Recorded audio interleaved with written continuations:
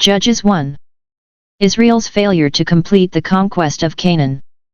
After the death of Joshua, the people of Israel inquired of the Lord, "Who shall go up first for us against the Canaanites, to fight against them?" The Lord said, "Judah shall go up, behold, I have given the land into his hand." And Judah said to Simeon his brother, "Come up with me into the territory allotted to me, that we may fight against the Canaanites, and I likewise will go with you into the territory allotted to you." So Simeon went with him. Then Judah went up, and the Lord gave the Canaanites and the Perizzites into their hand, and they defeated 10,000 of them at Bezek. They came upon Adoni-Bezek at Bezek, and fought against him, and defeated the Canaanites and the Perizzites. Adoni-Bezek fled, but they pursued him, and caught him, and cut off his thumbs and his great toes. And Adoni-Bezek said, 70 kings with their thumbs and their great toes cut off used to pick up scraps under my table, as I have done, so God has requited me. And they brought him to Jerusalem, and he died there. And the men of Judah fought against Jerusalem, and took it, and smote it with the edge of the sword, and set the city on fire. And afterward the men of Judah went down to fight against the Canaanites who dwelt in the hill country, in the Negeb, and in the lowland. And Judah went against the Canaanites who dwelt in Hebron, now the name of Hebron was formerly Kiriath-Arba, and they defeated Sheshai and Ahiman and Talmah. From there they went against the inhabitants of Debir. The name of Debir was formerly Kiriath-Sepher.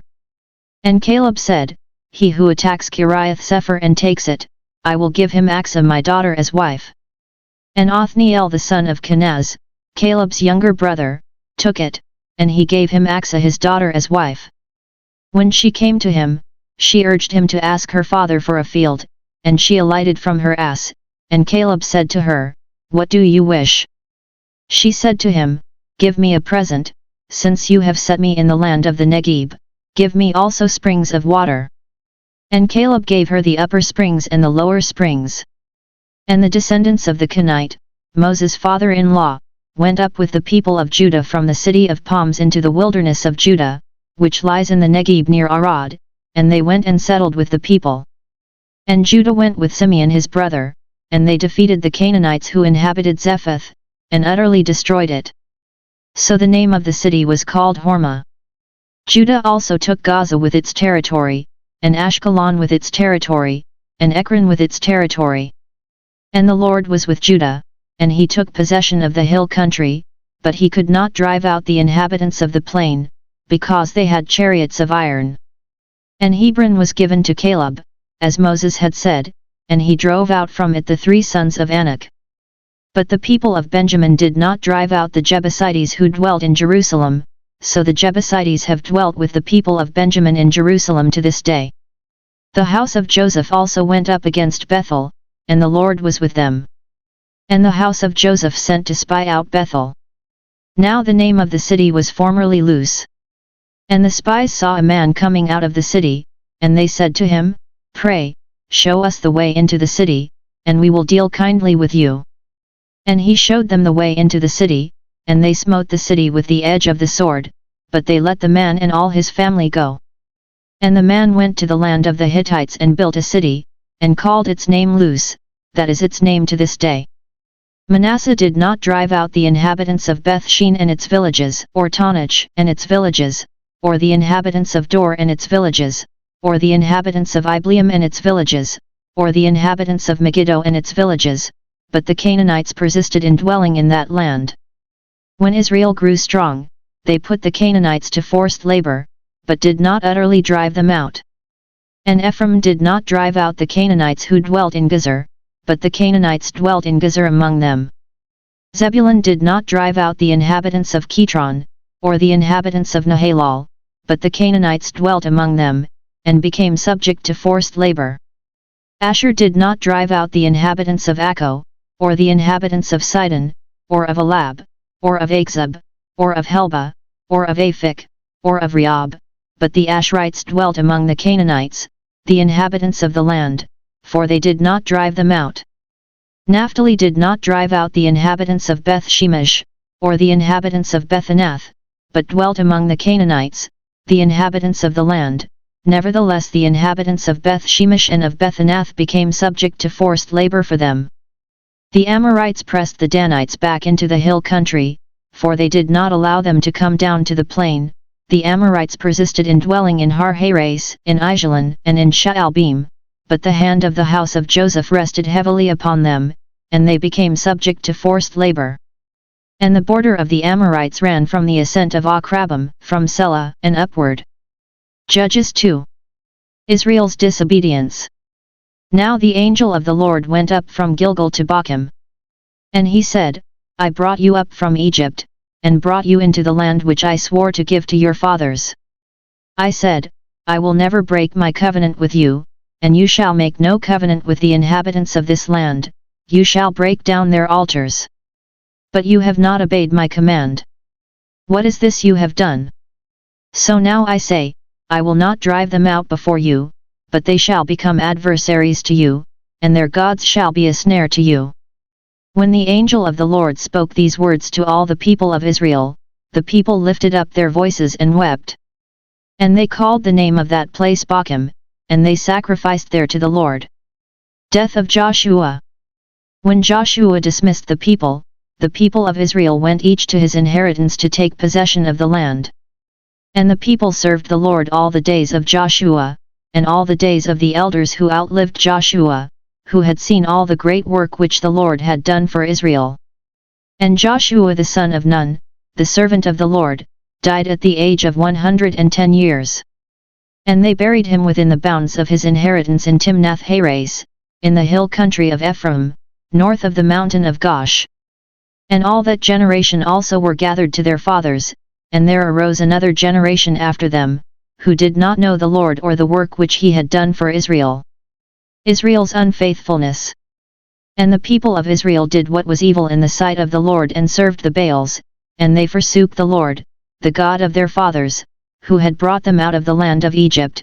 They went after other gods, from among the gods of the peoples who were round about them, and bowed down to them, and they provoked the Lord to anger. They forsook the Lord, and served the Baals and the Ashtaroth. So the anger of the Lord was kindled against Israel, and he gave them over to plunderers, who plundered them, and he sold them into the power of their enemies round about, so that they could no longer withstand their enemies.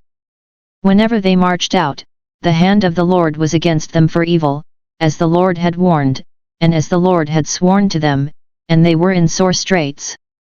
Then the Lord raised up judges, who saved them out of the power of those who plundered them. And yet they did not listen to their judges, for they played the harlot after other gods and bowed down to them. They soon turned aside from the way in which their fathers had walked, who had obeyed the commandments of the Lord, and they did not do so. Whenever the Lord raised up judges for them, the Lord was with the judge, and he saved them from the hand of their enemies all the days of the judge, for the Lord was moved to pity by their groaning because of those who afflicted and oppressed them. But whenever the judge died, they turned back and behaved worse than their fathers, going after other gods, serving them and bowing down to them. They did not drop any of their practices or their stubborn ways. So the anger of the Lord was kindled against Israel, and he said, Because this people have transgressed my covenant which I commanded their fathers, and have not obeyed my voice, I will not henceforth drive out before them any of the nations that Joshua left when he died, that by them I may test Israel, whether they will take care to walk in the way of the Lord as their fathers did, or not. So the Lord left those nations, not driving them out at once, and he did not give them into the power of Joshua. Judges 3. Nations remaining in the land. Now these are the nations which the Lord left, to test Israel by them, that is, all in Israel who had no experience of any war in Canaan. It was only that the generations of the people of Israel might know war, that he might teach war to such at least as had not known it before. These are the nations, the 5 lords of the Philistines, and all the Canaanites, and the Sidonians, and the Hivites who dwelt on Mount Lebanon, from Mount Baal Hermon as far as the entrance of Hamath. They were for the testing of Israel, to know whether Israel would obey the commandments of the Lord, which he commanded their fathers by Moses. So the people of Israel dwelt among the Canaanites, the Hittites, the Amorites, the Perizzites, the Hivites, and the Jebusites, and they took their daughters to themselves for wives, and their own daughters they gave to their sons, and they served their gods. Othniel.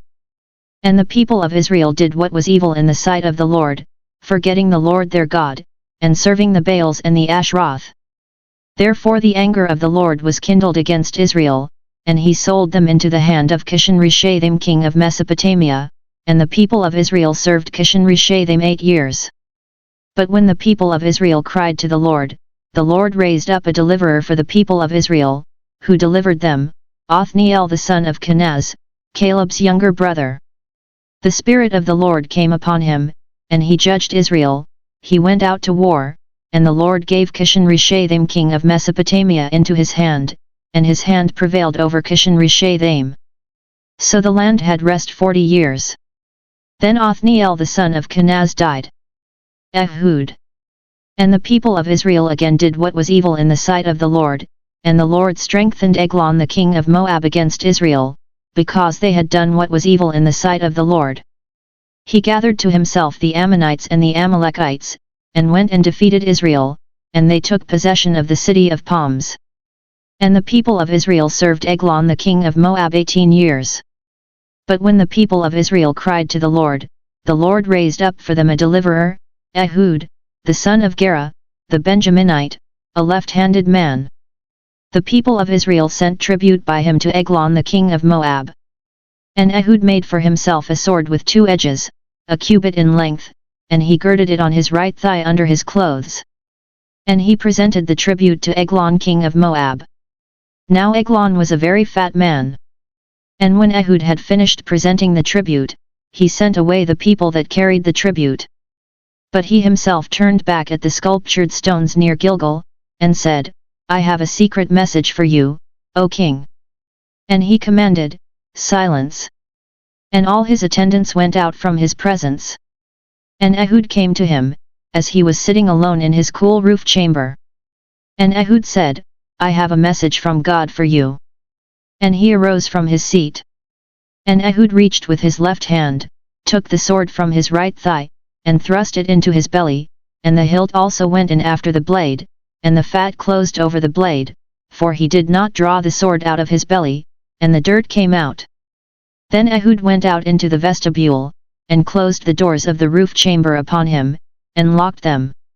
When he had gone, the servants came, and when they saw that the doors of the roof chamber were locked, they thought, he is only relieving himself in the closet of the cool chamber.